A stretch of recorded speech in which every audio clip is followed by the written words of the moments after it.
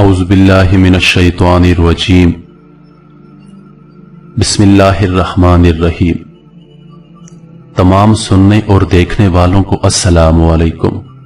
آپ دیکھ رہے ہیں روحیل وائس چینل۔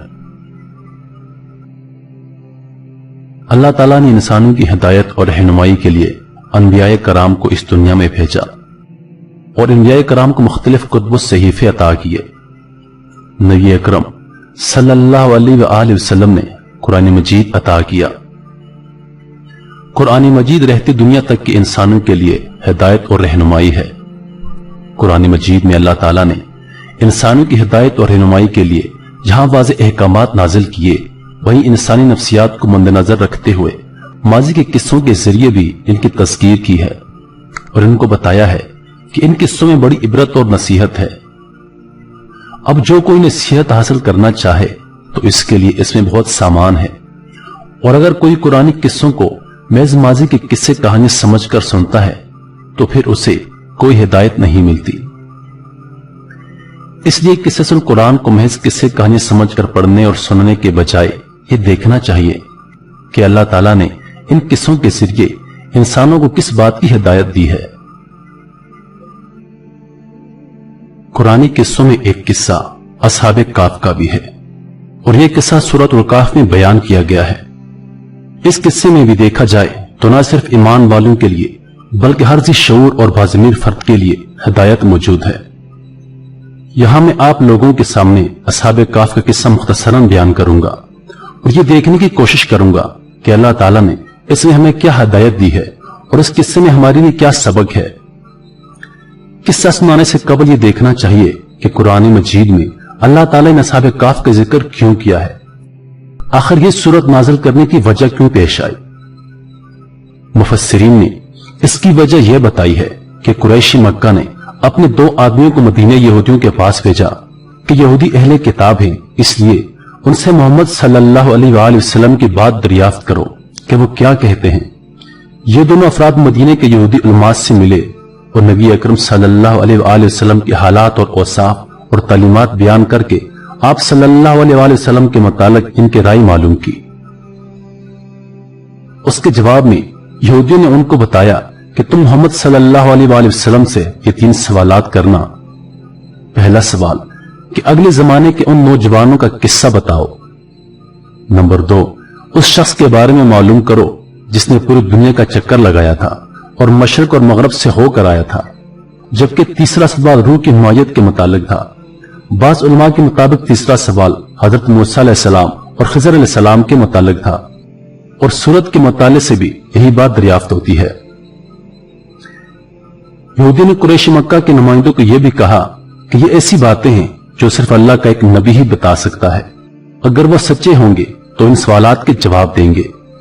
قریش مکہ نے واپس آ کر یہی سوالات نبی اکرم صلی اللہ علیہ وآلہ وسلم سے دریافت کیے، جس کے جواب میں اللہ تعالیٰ نے سورۃ الکہف نازل فرمائی۔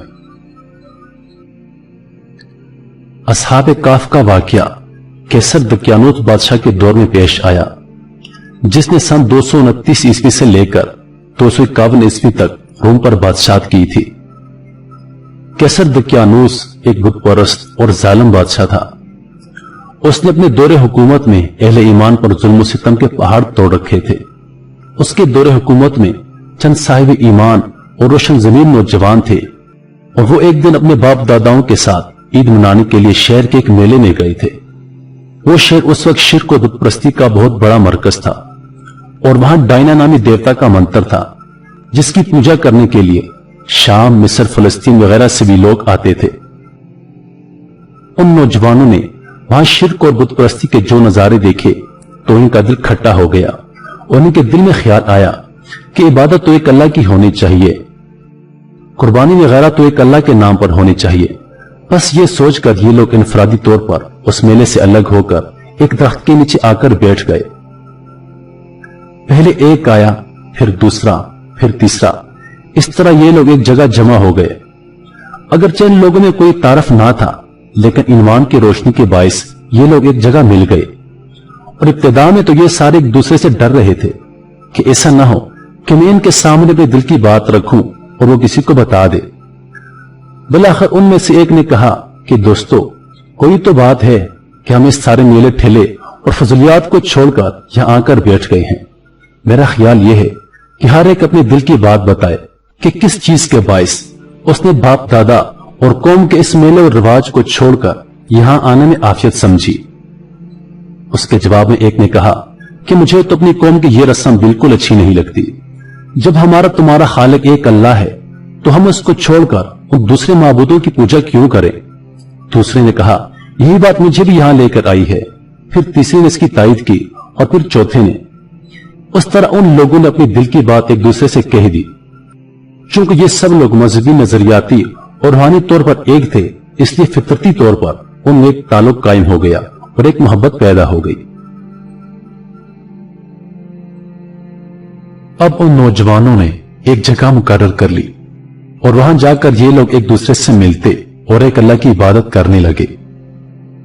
आहिस्ता आहिस्ता लोगों को इनके बारे में पता चलता गया और फिर एक दिन लोगों ने इनको पकड़ लिया और बादशाह के सामने पेश कर दिया और शिकायत की कि इन लोगों ने बाप दादा का दिन छोड़ दिया है और गुमराह हो गए हैं। बादशाह ने जब इनसे दरियाफ्त किया तो उन्होंने बड़ी दिलेरी और साफ गोई से अल्लाह की वहदानियत का इकरार किया और कहा कि हमारा रब वही है जो आसमानों और जमीनों का मालिक और खालिक है। यह नामुमकिन है कि हम उसके सिवा किसी को अपना माबूद बनाए। हमसे यह ना हो सकेगा कि इसके सिवा किसी और को पुकारे। यह नहायत बातिल चीज है, हम इस काम को कभी नहीं करेंगे। यह नहायत बेजा बात और झूठी राह है। इसके साथ साथ उन्होंने बादशाह और तमाम अहले दरबार और शहर वालों को ईमान की दावत दे डाली। उनकी इस साफ गोई और दिलेरी से बादशाह बहुत गजबनाक हुआ और कहा कि अगर ये बाज ना आए तो मैं इन्हें सख्त सजा दूंगा। उन्होंने जब ये महसूस कर लिया कि हम यहां रहकर अपने दीन पर कायम नहीं रह सकते तो फिर उन्होंने अपने माँ बाप, रिश्तेदारों और दोस्त अहबाब को छोड़ने का फैसला कर लिया। और एक रोज ये लोग मौका पाकर उस बस्ती से भाग निकले और पहाड़ के गार में छुप गए। फिर एक खास मुद्दत के बाद अल्लाह ताला ने उनको 300 या 309 साल बाद दोबारा बेदार किया, लेकिन उन्हें बिल्कुल भी अंदाजा ना था कि वो कितनी देर तक सोते रहे हैं। बेदार होने के बाद उन्होंने एक दूसरे से पूछा कि हम कितनी देर तक सोए होंगे। उनका ख्याल था कि एक दिन या इससे भी कुछ कम। बहरहाल अब इनको भूख महसूस हो रही थी, इसलिए उन्होंने बाजार से कुछ खाने पीने का सामान मंगवाने का इरादा किया। उनके पास कुछ दरहम थे। उन्होंने वो दरहम अपने एक होशियार साथी को देते हुए कहा कि वो जाकर बाजार से कुछ खाने पीने के लिए ले आए, लेकिन इसके साथ साथ ये नसीहत भी की कि देखो जरा एहतियात से जाना, ऐसा ना हो कि बादशाह के लोग तुम्हें देख लें और हम लोग दोबारा पकड़े जाएं और वो हमको जबरदस्ती अपने दीन में दाखिल कर दें। वो नौजवान जब सिक्के लेकर बस्ती में दाखिल हुआ तो उसे सब कुछ बदला बदला महसूस हुआ। घर बार अगरचे वैसे ही थे, लेकिन शहर का नक्शा बदला हुआ था। कुछ समझ में नहीं आया कि यह क्या माजरा है। उस नौजवान ने समझा कि शायद मेरी तबीयत ठीक नहीं है और मुझे जल्द अज जल्द सौदा लेकर इस शहर से निकल जाना चाहिए। एक दुकान पर जाकर जब इसने सौदा लिया, वो सिक्के दिए तो दुकानदार ने सिक्के देखकर उससे पूछा कि ये सिक्के तुमने कहां से लाए हैं। उसने कहा कि ये मेरे अपने हैं। कदीम सिक्के देखकर दुकानदार हैरान रह गया। वो समझा कि शायद इसके पास कोई पोशीदा खजाना है। उस दुकानदार और बेशतर लोगों ने उस नौजवान को पकड़ लिया और कहा कि साफ साफ बताओ जो खजाना तुमको मिला है वो कहां है। उस नौजवान ने जवाब दिया कि मुझे कोई खजाना नहीं मिला, ये मेरे अपने सिक्के हैं और कल शाम को मैं यहां से गया था। नौजवान ने कहा यहां का बादशाह दकियानूस है ना। ये सुनकर वहां मौजूद सब लोग हंसने लगे और नौजवान को पागल समझने लगे। लोगों ने कहा अरे पागल, दकियानूस को तो मेरे हुए 300 से ज्यादा साल गुजर चुके हैं। बिलाखिर उसको बादशाह के सामने पेश किया गया। मुफस्सिरीन और मौरखीन के मुताबिक उस बादशाह का नाम तंदूस था और ये एक मुसलमान बादशाह था। उस नौजवान ने अपना सारा किस्सा उसको कह सुनाया। बादशाह और दरबारियों ने इंतहाई हैरत का मुजाहिरा किया और फिर उनको पता चला कि ये तो वही नौजवान हैं जिनके बारे में हमने अपने बुजुर्गों से सुना था कि वो अपना ईमान बचाने के लिए कहीं रोपोश हो गए थे। आनन फानन ये खबर सारे शहर में फैल गई कि दकियानूस के दौर में जो नौजवान रुपोश हो गए थे वो अब जाहिर हो गए हैं। बादशाह ने इस नौजवान से कहा कि मुझे अपने साथियों के पास ले जाओ। वो नौजवान बादशाह को वहां ले गया, जबकि बादशाह के साथ साथ एक बहुत बड़ा मजमा भी उन नौजवानों को देखने के लिए साथ चल पड़ा। गार के पास पहुंचकर उस नौजवान ने अपने साथियों को सारा किस्सा बताया, और जब उन नौजवानों को यह मालूम हो गया कि वो इतने तवील अरसे तक सोते रहे हैं, तो उन्होंने अपने दीनी भाइयों को सलाम किया और दोबारा लेट गए। उनकी रूह जिस्ते खाकी से परवाज कर गई। अब लोगों में दो ग्रुप बन गए। एक कहता था कि इस गार का मुंह बंद कर दो और इन लोगों को उनके हाल पर छोड़ दो, अल्लाह ही इनका मामला बेहतर जानता है। जबकि जो लोग इस कौम के मामलात में गालिब थे, उन्होंने कहा कि हम तो इनके कब्र पर एक मस्जिद इबादतगाह बनाएंगे। प्यारे दोस्तों, यहां इन नौजवानों का किस्सा खत्म हो जाता है, जिसको असहाबे कहफ का किस्सा कहा जाता है। असहाबे कहफ के किस्से से हमें यह सबक मिलता है कि अल्लाह की राह में आजमाइश आए तो इसमें साबित कदमी दिखानी चाहिए।